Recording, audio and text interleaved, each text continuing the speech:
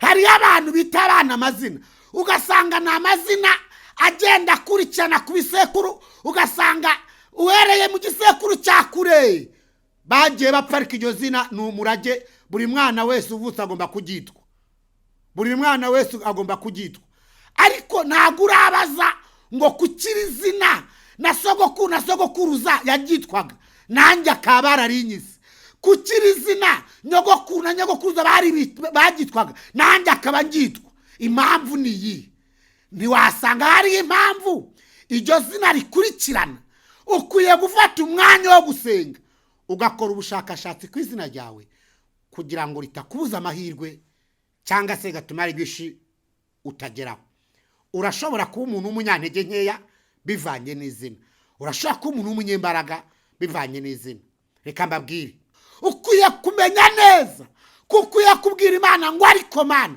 iri zina ryanjye nijyaba rifite amateka mabi ukarihindura erega Imana yacu ihindura amazina na Yabesi yarabimenye harira Imana arabwira Imana ngo Mana namenye ko nitwa Yabesi ko mama yambyaranye umubabaro navukiye mu gahinda undinde ibyago ntibimbabaze undinde umuruho undinde amarira birambwira ngo Imana iramwumvira imuha ibyo yisabye kuko aramenye ko iryo zina rishaka kuzamuteza umuruho tubona abantu benshi muri Bibiliya Imana yagiye ihindura amazina Imana ihembye umuntu imuhemba izina rirakurikirana ibintu umubyeyi yakoze rigakurikirana n'abana n'abuzukuruza kubera izina rirubahisha umuntu rikanamusuzuguza nta gikorwa na kimwe wakora utagira izina nta namwe wajya muzarebe ku byangombwa ikintu cyose ugiye kuzuza icya mbere ni izina iyo tugeze ku kibuga cy'indege cyangwa ahandi hantu hose tugenda ikintu cya mbere ni izina rirakomeye bene data witwa nde izina rya riraguhumuriza izina rya riguhesha amahirwe cyangwa Imana yacu ishimwe kuri uyu munsi mwiza iduhaye kugira ngo tuganire ijambo ry'Imana ni umukozi w'Imana yamuremye Desire ubakunda cyane kuri gusenga rwa ndabaye ikaze mwese abadukurikiye kandi ndazi ko muri benshi mbifurije umugisha w'Imana reka dusenge dutangire Mana turagushimiye tugushimiye umwanya mwiza uduhaye tugushimiye gukomera kwawe kwiza ijambo ryawe rafite imbaraga nyemerera ubaye n'umuntu wese ugiye kurikurikira kandi uzabyumva wese n'uryumva akakanya rihindura ubuzima bwe twirukanye imbaraga mbi z'umwijima twirukanye imigambi yose ya Satani nyemerera Kristo uduhane ibihe byiza n'abana bawe kandi umuntu wese yumva ari cyo ihinduye ku buzima bwe urakoze ko ubanye natwe kandi tukagirira umugisha imbere yawe mu izina rya Yesu amen nk'uko nababwiye nejejwe no kubana namwe nimunyemerere mufate Bibiliya zanyu tuganire ijambo ry'Imana mu gitabo cy'Itangiriro bice 32 duhere ku murongo wa 23 tuganire ijambo ry'Imana tugeza kuri 28 haravuga ngo abyuka muri iryo joro ajyana n'abagore be bombi n'ishoreke zombi n'abana be uko ari 11 yambuka icyambu cya Yaboki arabajyana arabambutsa uwo mugezi yambutsa n'ibyo yari afite byose Yakobo asigarayo wenyine haza umugabo aramukiranya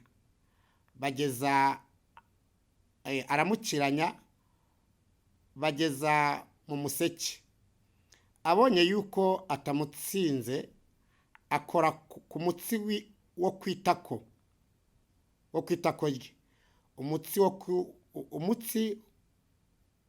wo kunyonga yitako rye Yakobo arareguka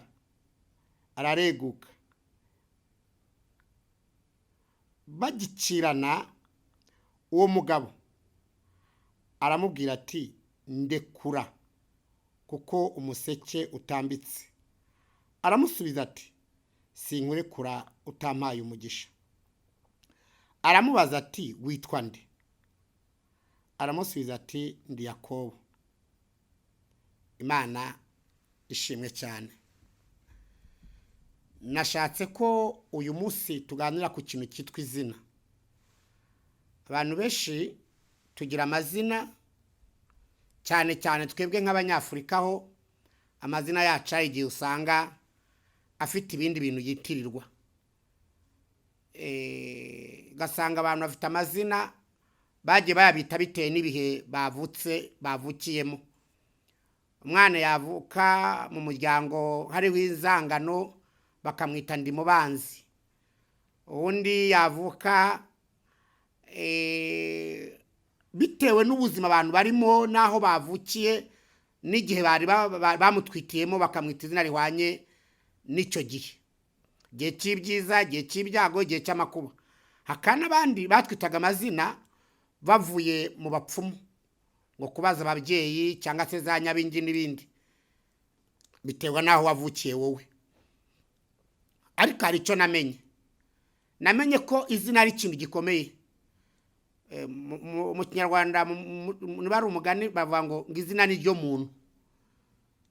Nakoze ubushakashatsi bwanjye nsanga izina ryo ritera umuntu gushobora cyangwa se no kunanirwa. Nsanga izina ryaguhesha amahirwe cyangwa rikayakubuza. Izina ryatuma ugira agaciro cyangwa se ugasuzugurwa.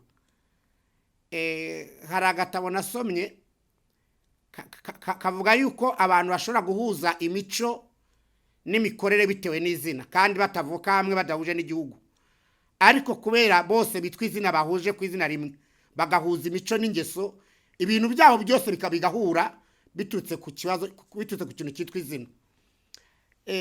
Mw'iri teraniro Imana iduhaye ndagira ngo nongere nkubaze ngo witwa nde. Aho uri wibaze ngo unitwa nde.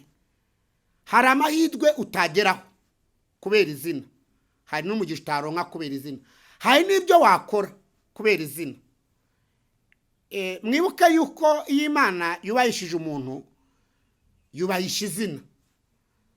No mu buzima busanzwe abantu bose bakomeye cyangwa bazwi ku isi babamenyera ku mazina yabo. Nicyo kintu cya mbere. Ubu hari abantu bapfuye batakiriho, ariko izina ryabo rikari gikora. Baramwitiriye gare, baramwitiriye umujyi runaka, baramwitiriye ikibuga cy'umupira runaka, baramwitiriye uruzi runaka, baramwitiriye umuhanda runaka. Ibyo murabizi ntabwo mbitindaho kubera izina nta kiriho, ariko izina rye riracyakora ku isi.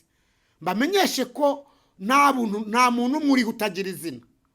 Nta muntu mushobora kugenda muri isi atagira izina. Ariko icyo nkubaza witwa nde? Kugira ngo ushobore ibyo ugomba gushobora, ikibazo ubazwa witwa nde.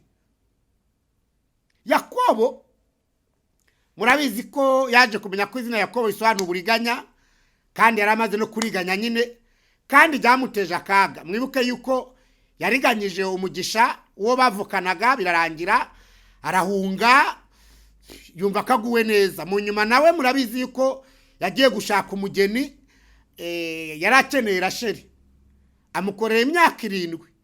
Hageze ko bamuha baramumwima, bamuha Leya, nawe baramuriganya kubera izina. Icyo ni rya zina. Imyaka 7 yose bimpfabusa, yakweshe imbaraga nyinshi, yavunitse.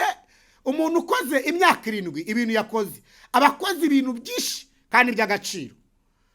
Bamuzana umugeni, bamuzana utariwe. Arabaza impamvu, baramubwira ngo nawe yatanga umugeni muto ngo umukuru akiri mu nzu.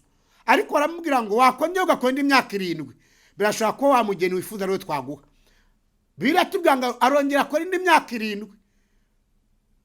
Bamuha Rasheli, noneho ibaye imyaka 14. Mbabaze mwese munkurikiye, ubwo bukererwe bw'imyaka 14 uwakoze ageze hehe? Ese wowe ukerewe ibingana iki? Ese umaze gutakaza amahirwe angana gute mu buzima? Ese umaze gutakaza umugisha ungana iki mu buzima bwawe? Genzura ureka atari izina. Witwa nde? Ndakubaza nanjye nibaza witwa nde. Nge nitwa Desire. naze gusanga Izana ngo wifuzwa kandi koko ndakenerwa ahantu heshi namwe murabizi simvuga byinshi murabizi wowe witwa nde Imana idufashe kandi Imana itugire neza aha dusomye rero Yakobo yaje kubona ko izina rye rimugoye rimuruhishije yariganyijwe ibintu byinshi ntabwo nabivuga ngo mbirangize ariko amaze kubimenya biratubwiye ngo afata abagore be afata abana be afata inka yari afite ibintu byose yaratunze ngo arabyambutsa ngabyambutsa uruzi abijyana hakurya ngo asigara ku musozi wenyine yarababaye yari afite ibintu ariko ntibyari byamuhaye amahoro yari afite abo bagore ariko ntibari bamunejeje yewe n'abana yari afite ariko ntibari bamuruhuye umutima ariko yaje kumenya ko ikibazo kiri ku izina reka nkubwire intambara urwana ushobora kuba ari izina ariko nkuzaniye ijambo ryiza nkuzaniye ijambo rikubwira ko twizeye Imana ihindura amazina nkuzaniye ijambo ngusobanurira ko Imana yacu ihindura amazina yacu Yakobo amaze gusigarayo wenyine ngira ngo arafite ikivuye kwa ngo Mana ndakeneye ko wanduhura ndakeneye ko wahindurira izina ryanjye riranduhishije agira amahirwe ngabona umugabo baraza barakirana yanga kumurekura bararwana yari marayika bararwana amubwira ngo wandekuye ko bukeye aramubwira ngo sinkurekura utampaye umugisha haleluya ndarushye ese wagize ngo umugisha arakeneye n'uw'amatungo bitubwiye ko arafite amashomeshi umugisha arakeneye si uw'abana yarabafite n'abagore n'ubutunzi ngo aha yari abufite bwinshi ariko yarakeneye umugisha w'izina rishyashya haleluya yarakeneye umugisha w'izina rimuhesha amahirwe yo kugira ngo ibintu byinshi byiwe bihinduke Imana ishimwe arangije amaje ngo witwa nde Yakobo yaruhutse hagati icyo nashaka cyari cyabwa ati nitwa Yakobo iyo ukomeje gusoma yamubwiye ngo nukitwa Yakobo kundi mu Isirayeli icyo nicyo Yakobo yarwaniraga nicyo yashakaga nicyo yifuzaga nicyo yarakeneye mu buzima bwe kugira ngo abashe kugira atageze kugira ngo abashe kubona amahoro n'ihumure izina ryiwe rifite umugayo riveho umugayo izina ryawe nta mugayo rifite hari abantu bagira amazina kubera amazina yaho bavuka rwose yajya nko kwaka n'ibyangombwa akumva afite ubwoba kubera isi umubyara uko yitwa n'ukuntu azwi ese mwebwe ababyeyi mufite abana mujya bamenya ko mwazira abana banyu inzira z'amahirwe n'umugisha bitutse ku mazina n'imyitwarire yuko mwitwaye muri ubu buzima ugasanga umwana agenda n'ipfunwe bitewe n'izina ariko nawe byabayeho ukaba ugenda n'ipfunwe hari ibintu byinshi utinya gusaba cyangwa se utinya kwaka kandi ufite uburenganzira ariko ukagira isoni kubera izina nje kuguhumuriza iryo zina birashobora ko ryasigara ku irangamuntu ryasigara kuri perime ryasigara kuri pasiporo ryasigara kuri diplome yawe ariko ku Mana yacu yahindura izina kandi bigashoboka turakomeje gusoma ijambo ry'Imana reka turebe abandi Imana yahinduye izina tugende mu itangiriro n'ubundi birashoboka kandi byakunda wowe niba ubyizeye birashoboka icyo usabwa ni ukubimenya gusa kuko hari igihe ushaka kubana nabyo ntunabimenye kandi bikakuruhisha kuko utabizi ariko ufite umugisha uko ushaka kubimenya kandi bigahinduka Imana ishimwe tubona Aburahamu nawe yari afite izina rigoye yari Aburahamu nyine ariko Imana yabonye ko iryo zina ritamuhesha amahirwe nubwo yari afite amasezerano izina ryatumaga atagera mu mugambi w'Imana izina ryatumaga hari ibyo atakira yari afite amasezerano ariko ntibyakundaga tubisanga mu gitabo cy'itangiriro cyo 17 reka tuhasome mu izina rya Yesu haravuga ngo Aburahamu amaze imyaka 99 avutse Uwiteka aramubonekera aramubwira ati ni njye Mana ni njye Mana ishobora byose, ujye ugendera imbere yanjye kandi utungane rwose, nanjye ndasezerana isezerano ryanjye nawe, nzakugwiza cyane. Aburahamu arubama. Imana iramubwira iti, dore isezerano ryanjye ubwanjye ndariguhaye, nawe uzaba sekuruza w'amahanga menshi. Aho nta rubyaro byari byaranze, kandi ntuzitwa ukundi Aburahamu, ahubwo wiswe Aburahamu, kuko nkugize sekuruza w'amahanga menshi. Imana ishimwe. Kandi nzakororotsa cyane, nzatuma amahanga agukomokaho n'abami bazagukomokaho. Imana ishimwe. Reka tujye ku murongo wa 15. Imana ibona ko izina Aburahamu ridahagije, irarihindura ishyiramo imwita Aburahamu. Iyo tugeze ku murongo wa 15 tubona ko na Sara yari Sarayi. Imana irabwira Aburahamu ngo niwongere kwita, ngo ni ku murongo wa 15 iramubwira ngo niwongere kwita umugore wawe Sarayi umwite Sara. Kubera iki? Imana yabonaga hari amahirwe menshi iryo zina rituma atabasha kwakira. Reka mbabwire, amateka y'Aburahamu ntago nyavugaho n'igiti nyavugaho murayazi, ariko nubwo Imana yaramubwiye kuva kwa Tera, kuva mu gihugu cy'iwabo, ibyo simbitindaho, ntago byari bihagije Imana itarahindura iri zina ryiwe, Imana itarahindura izina ry'umugore wiwe, byari byaranze. Ariko Imana imaze kubihindura, nukomeza gusoma, bagize umugisha, babonye ineza y'Imana, babonye amahirwe, barabyaye, bagize ikiganza cyiza, bagize umugisha udasanzwe. Reka nkubwire, birashoboka ko intambara urwana byabikomoka ku izina, ariko dufite Imana yahindura izina ryawe. Unyemereye wakora ubushakashatsi ku izina ryawe kugira ngo ubashe kumenya nta mahirwe rikubuza, cyangwa se nta ntambara urwana bivuye ku izina. Ese izina ryawe wagerageje kumenya impamvu yaryo bari kwise?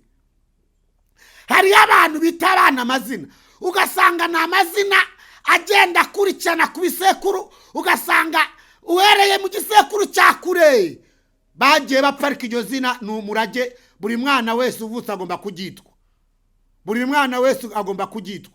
Ariko ntabwo urabaza ngo kukiri izina na sogokuruza yaryitwaga, nanjye akaba ararinyize. Kukiri izina nyogokuru na nyogokuruza baryitwaga, nanjye akaba ngyitwa. Impamvu ni iyi. Ntiwasanga hari impamvu iryo zina rikurikirana. Ukwiye gufata umwanya wo gusenga, ugakora ubushakashatsi ku izina ryawe kugira ngo ritakubuza amahirwe, cyangwa se gatuma rigishi utageraho. Urashobora kuba umuntu w'umunyantege nkeya bivanye n'izina, urashobora kuba umuntu w'umunyembaraga bivanye n'izina. Reka mbabwire, Yesu ataraza mu isi yitwaga Jambo. Kugira ngo n'ubutumwa bwiza bwa Yesu Kristo bwanditswe na Yohana igice cya mbere, vuga ngo mbere na mbere Jambo yahoranye n'Imana. Ariko agiye kuza mu isi tubona ko byabaye ngombwa ko izina barihindura. Biratubwira ngo Imana ibwira marayika, ugenda ubwire Mariya akazabyara umwana w'umuhungu, akamwita Yesu, kuko ari uzakiza abari mu isi ibyaha byabo. Ese iriya zina Jambo ahoranye n'Imana kuki ataje mu isi ngo abari ryo bamubwira ngo abari ryo azakomeza kwitwa? Birashoboka ko babonaga yuko ridafite ubushobozi bwo gucungura abari mu isi, ariko bavuga ngo Yesu niwe uzakiza abari mu isi, uzamwite Yesu. ntacemo igihe kirekire, ariko uwo mwana avutse bamwita Yesu nk'uko marayika yari yabivuze. Izina ni ikintu gikomeye, izina ni ikintu kidasanzwe. Bene data, nabo ikintu gikomeye mu buzima ni ikintu cyitwa izina. Abantu benshi bita abantu uko bashatse, ariko kwifata umwanya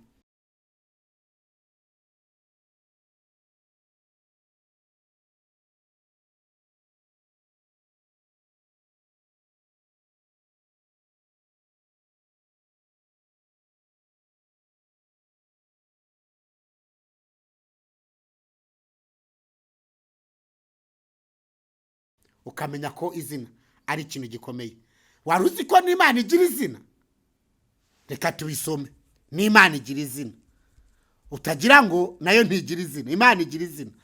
Ibice 3 mu gitabo cyo Kuva turahasanga amazina Imana yitwa. Ibice 3 umurongo wa 13 reka aho duhera. Mose abaza Imana ati, ningera ku Bisiraheli nkabwira nti Imana y'abasogokuruza banyu yabantumyeho, bakambaza bati yitwa nde, nzabasubiza iki? Cyari ikibazo. Yari abizi ko yitwa Imana, yari abizi ko iryo zina rihari, ariko Mose ava ngo birashoboka ko bazambaza ngo witwa nde. Ntabwo nzabwira ngo witwa Imana, ntabwo bizaba bihagije, ntabwo nzabwira ngo uri Imana, ibyo nibifatika. Nibambaza ngo witwa nde, nzababwira ngo iki? Imana idufashe. Reka twumve ko Imana yamushubije ku murongo wa 14. Imana isubiza Mose iti, nduwo ndiwe, kandi iti aba ariko uzabwira Abisirayeli uti ndiho yabantumyeho. Imana ishimwe. Ayo ni amazina Imana yabwiye Mose. Iravuga ati ndabizi ko bazakubaza, urigize neza kubimbaza. Bazakubaza uko nitwa, uzabwire ngo nibyo nitwa nduwo ndiwe, ndiho.